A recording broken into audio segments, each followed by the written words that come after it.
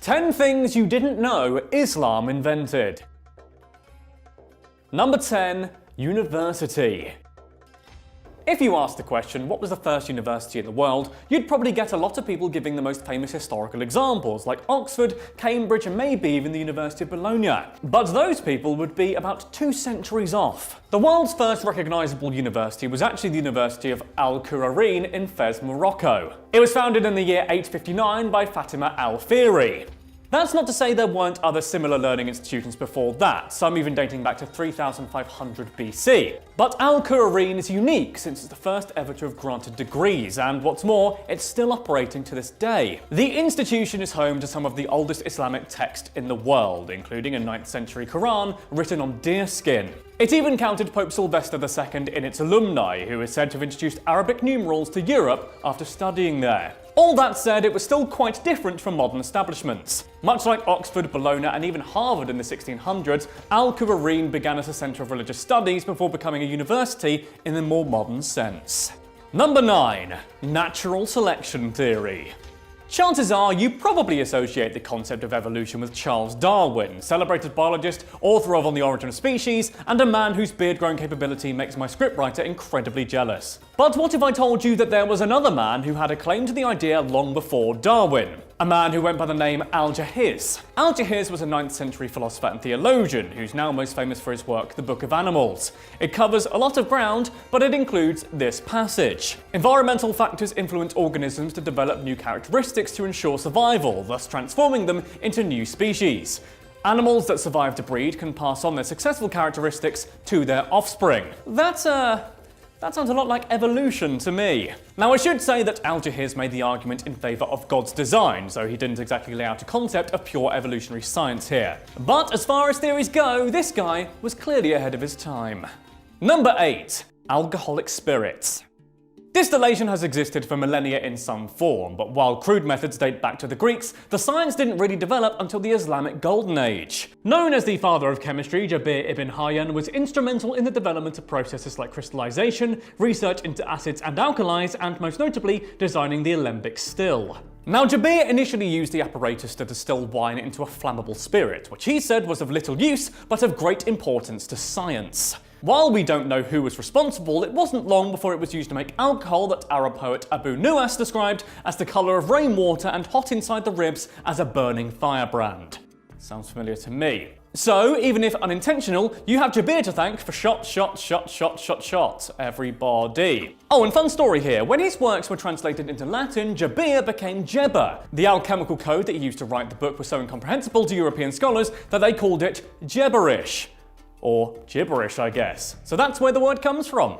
Neat extra fact for you there. Number 7. Do, re, mi.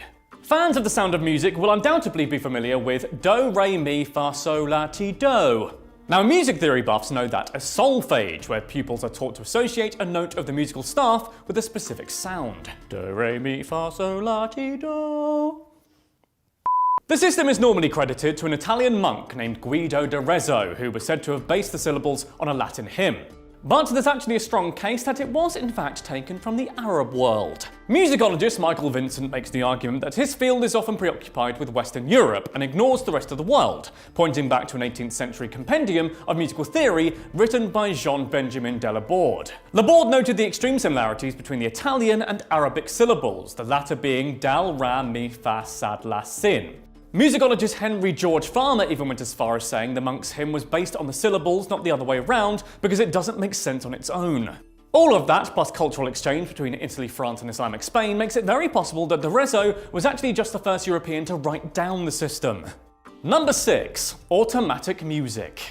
You probably know of the player piano, the iconic automatic musical instrument from the 1900s. But more than 1,000 years before people were feeding spoons of sheet music into fancy sets of wood and ivory, the Islamic world was sitting back and relaxing to organ tunes. All the way back in 850, a group of scholars called the Banu Musa brothers of Baghdad published a book of ingenious devices. Great name. The work included instructions on how to make a bunch of mechanisms like valves, cranks, and even automatic water fountains. But possibly the most notable innovation of the lot was their hydraulic organ, which used programmable air and water pressure mechanics to operate a flute. According to music writer Charles B. Fowler, that system remained the basic device to produce and reproduce music mechanically until the second half of the 19th century. Luckily, while a lot of the brothers' works are now lost due to Mongol pillaging, there are plenty of recreations of the hydraulic organ in music museums around the world. It could even be considered one of the first examples of robotics. Number 5. Flying machines. For the majority of human history, man has been trapped on the ground like some kind of flightless bird moron. But who do we thank for saving us from the surly bonds of gravity? Is it the Wright brothers? Is it Leonardo da Vinci? Perhaps, but first, spare a thought for Abbas ibn Firnas. Long before the concept for flying machines that we're familiar with, this Spanish polymath of North African Berber descent undertook an audacious attempt at flight. In the year 875, he launched from a tower using a cloak designed to mimic birds' wings. The machine was made from a wooden, likely bamboo frame lined with silk and decorated with bird feathers, because who says science can't have a sense of style too? The flight, by the way, was actually largely successful, but Furness didn't account for reaching the floor again, so neglected to make a landing mechanism. As a result, he ended up breaking his back upon landing. But luckily he survived the fall, and his works went on to set the stage for aviators the world over. Number 4. Modern soap. Substances resembling soap stretch all the way back through history, from ancient Babylon through to the Roman Empire and early China. But the problem with those is that while they could be used for cleaning, they were pretty gross, as untreated animal fat tends to be. Ugh. It wasn't until the 9th century Islamic Middle East that soap we would recognise came into being. And it's all thanks to a guy called Muhammad ibn Zakaria al-Razi. Al-Razi, along with other alchemists over the centuries, developed hard, pleasant-smelling toilet soap using mixtures of fats, oils, alkalis, and occasionally lime for that citrusy freshness. In fact, by the 1200s, the Islamic world had turned the production of soap into a full-scale industry, with exports across the Middle East and through to Europe coming out of bases like Nablus, Fez, Damascus, and Aleppo. While it's not really provable, it's generally believed that the innovation in soap came from the Islamic faith's emphasis on hygiene, especially when it comes to religious activities like prayer. This is a doctrine that also informed Islam's early adoption of toothbrushes called miswaks. Number 3. Coffee. I don't need to tell you that coffee's a big deal. It fuels the working world, it provides livelihoods for millions of farmers, and it's the reason I'm so chirpy on camera. But what are the drink's origins? Was it Italy, the most celebrated purveyor of espresso? Perhaps Brazil? Well, no and no. The first credible evidence of drinking coffee comes from Sufi monasteries of Yemen in the 15th century, where it was used as a way for religious scholars to work deep into the night. But before that, there are quite a few claims based in folk history. For example, a Yemeni mystic supposedly saw birds overhead acting very excited, so he ate some of their beans and felt the buzz himself. The oldest account goes back to 9th century Ethiopia, where a farmer took some beans to a local monk. He denounced them and threw them into the fire, but noticing the trademark smell made the roasted grounds into a beverage. But given the complete lack of substantiation there, Yemen's our best bet. Number 2. The scientific method. Nowadays, anyone even remotely well-versed in science knows that hypotheses are proved by constant iteration and scrutiny by others. In other words, it's not deemed true until a lot of people try to disprove it and fail. That's what we call the scientific method, something many would accredit to English medieval friar Roger Bacon. In fact, though, the true origin came more than 200 years before, at the turn of the 11th century. Ibn al-Haytham was an Arab scientist who completed his most important work in Cairo. Most notably, he took the ancient conceptions of optics by Euclid and Plato and proved them false, showing that our eyes don't emit light to see, but they in fact take it in. He also proved that light travels in straight lines, explained the science of mirrors, and showed how light bends through different surfaces. But perhaps most importantly, his work, the Book of Optics, gave exact instructions on how to replicate his findings. Al-Haytham made all those advances while telling people to scrutinize him and encouraging them to scrutinize themselves. And that, my friends, is good science. Number 1. Hospitals.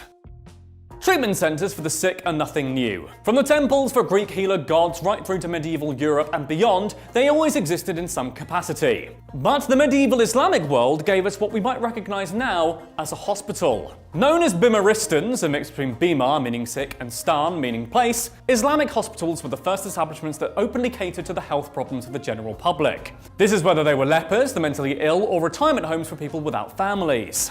In part societies, it was normally for a very specific and normally very religious purpose. For example, some Christian monasteries had healing centres, and ancient Rome had a recovery site for gladiators. Unlike them, Bimaristans were obligated to serve everyone, no matter their faith or where they came from. Also, they were funded by waqfs. These are obligatory donations from the wealthy under Islamic law, and so treatment was free. So take note, America, if medieval Cairo managed single-payer healthcare more than 1,000 years ago, What's your excuse?